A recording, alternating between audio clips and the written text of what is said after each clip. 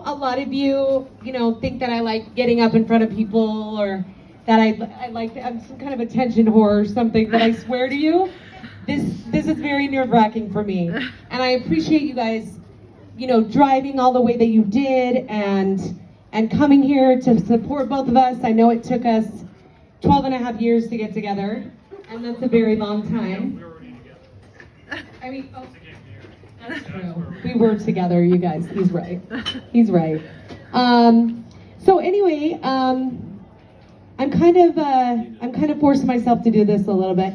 Many moons ago, when I was married to my ex-husband, Kyle, God rest his soul, he had a 40. No, I think he was turning 40, or he was turning 30. He had a 30-year-old roast. He had a roast for himself because he's really humble. And he asked all his friends and family to go, and of course I went as his ex-wife. And we did this roast, and I think the reason why I just want to stand up for a minute tonight and talk to you guys is because at that roast, afterwards, his stepdad Gary, who also does not like to be the center of attention. So don't look at him. He's right there. He's right there in that tie and that shirt. You guys see him? Okay. He's very quiet and stuff. And so after that whole thing with the roast, he came up to me at the end and he was like, "Oh my God. Like, you missed your calling in life. Like, you should have been a comedian. You were so funny." And I went, "Oh my gosh, like, my ex-husband's stepfather thinks that I'm super funny. Like, this is awesome." And then I realized, like, later on in the night, the more drunk I got, I was like feeling all full of myself and like, yeah, I was like the best person there, because if Gary says it, then that means that I was like the best person there. And then of course I woke up the next morning and I sobered up and I went, "Does it though? Because it's like the ex-step-father-in-law, like, does his opinion really, does it matter?" It does. I don't want to dumb it down, Gary, but it doesn't, right? I didn't think so. So a couple years goes by, and I'm not talking to the family anymore. I'm doing my own thing, and I run into Gary, and Papa Goo, as some of us call him, Papa Gobbledygook, whatever.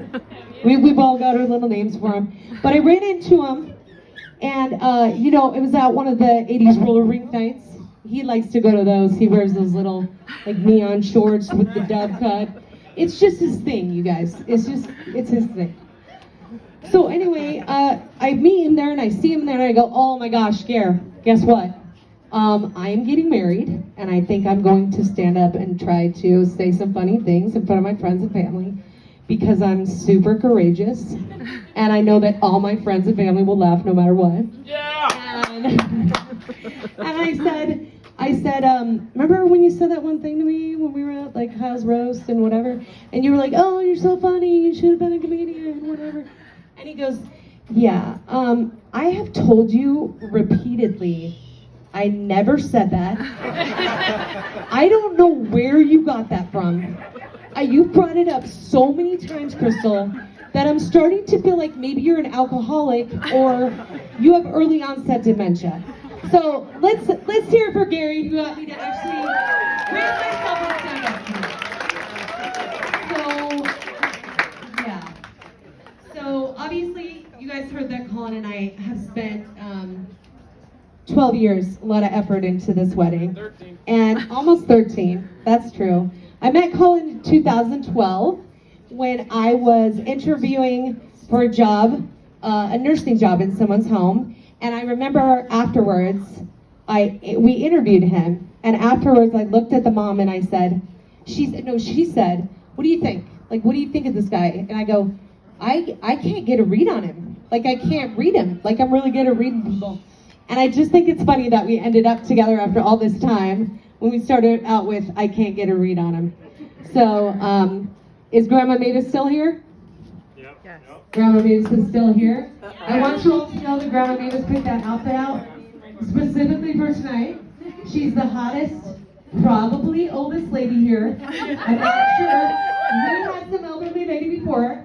I just want to tell you, Grandma, I'm so glad you're here. You gave me a lot of shit when I was married to your grandson.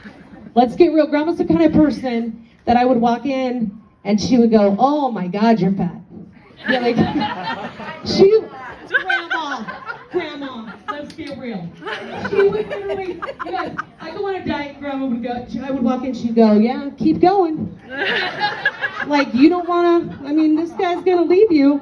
What she didn't know was that I wanted him to leave me. So much happier now.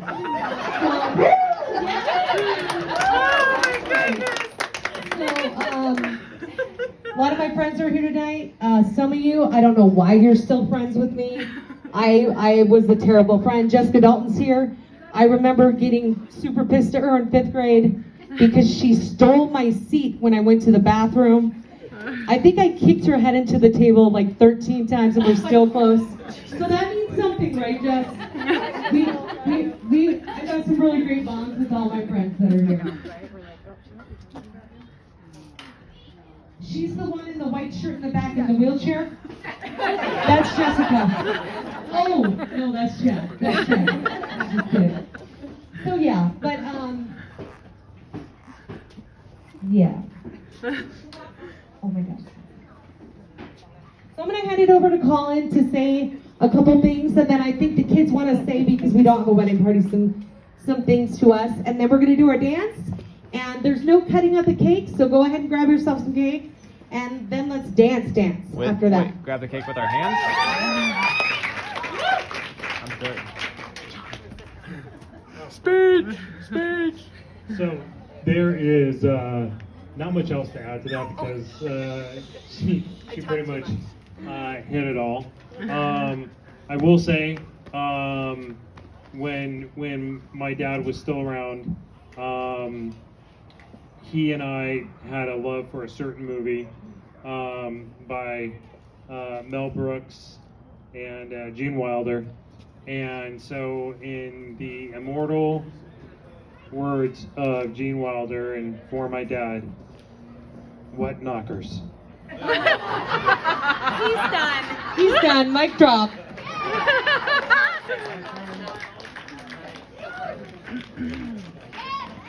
Woo!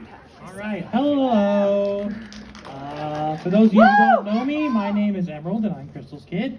For those of you who don't know Crystal, I think you made a wrong turn somewhere. That's the bride.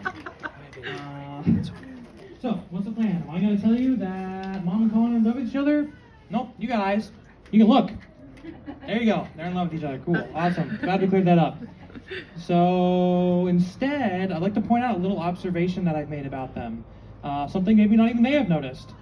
Some of you probably figure out where I'm going with this before I get there, but like, let me have this. So, yeah, like most people, I was born approximately once, and it was a good time, other than the part where it was terrible, and I didn't come out right. So, you know, but I lived, probably, I think. And what do you do when you live as a baby? You cry a lot, and you sleep a lot. So, how do you get a baby to stop crying and start sleeping? You sing to it. You sing a little lullaby. That's what my mom did for me. She would sing, "Rock-a-bye baby in the treetop. This stupid baby I wish I could drop." And that's why I have autism. Okay, so maybe she didn't do that. She did sing, didn't drop me. I mean, hopefully. And yeah, I don't remember that because I was a baby. But I did see videos of it. It was pretty cute. Something I do remember is singing on the way up to my grandparents' cabin when I was around 6 or 7 years old. And from every time beyond that, we would always sing. First, it was just me and my mom and Tyson, and then Colin and his kids got added to the mix, and we would all just blare music and sing the whole time, and it was super great. Now, maybe at 6 years old, we shouldn't have been singing apple bottom jeans and but it was really funny, so I'm glad it happened anyway. And then, of course, as I grew more and more, for those of you who know me, I'm a musician, So it seems that those memories impacted me quite a bit, right? I grew up to be a musician, and my mom's always supported me in that, which is great. So I've heard her say multiple times how much she loves to hear music in the house, even if it's just practicing. Not to mention she went to my piano showcases at my school, which you have to really love your kid to do that, because God, those are a slog. They're so much. See, listen, that proves it. But enough about her. Let's talk about Colin. Colin's cool. Like him more sometimes. So he grew up as a musician himself. Actually, he went to college and he still has his gear somewhere. I haven't seen it in a while, but I'm sure it's there. That means we get to talk about music though in a really deep, theory-based way that I don't get to with other people, because we can talk about like time signatures and dissonance and stuff that's just kind of harder to get into unless you know what's going on with that. And we also get to listen to jazz and instrumental music because my mom is insane and she doesn't like that. Sometimes I think Colin's the dad and she's the stepmom, because how am I related to her, right? She doesn't like jazz? What the hell? Point of all this was, of all these disconnected memories, is to show you a common theme, which is music, of course, you probably figured that out, but not only music. It's music and love. My mom loves me, so she sang me a lullaby to help me sleep peacefully. She sang with her entire family on a trip to visit her parents, more people she loves. She supported my music endeavors not just because she loves me, but because she loves music as well. And Colin's the same. He grew up loving music so much, he decided to dedicate his entire future education to it. You don't spend 4 years of university plus prior practice to a craft unless you absolutely love it. And it's music that brings out the most love between them. The moment that their love is most visible and palpable in the air is when they're singing and dancing together. If you're lucky enough to catch them with the music on, which you will later, you'll see what I mean. There will be some nostalgic music from their childhood playing, and they'll dance and sing and laugh together, and you can feel their love in the air more than any other time. They grew up with love and music inexorably intertwined, and it shows. That's the observation I wanted to make. Music brings out their love more than anything else. Thank you. Now get this shit out of my hand before I cry into this mic. All right.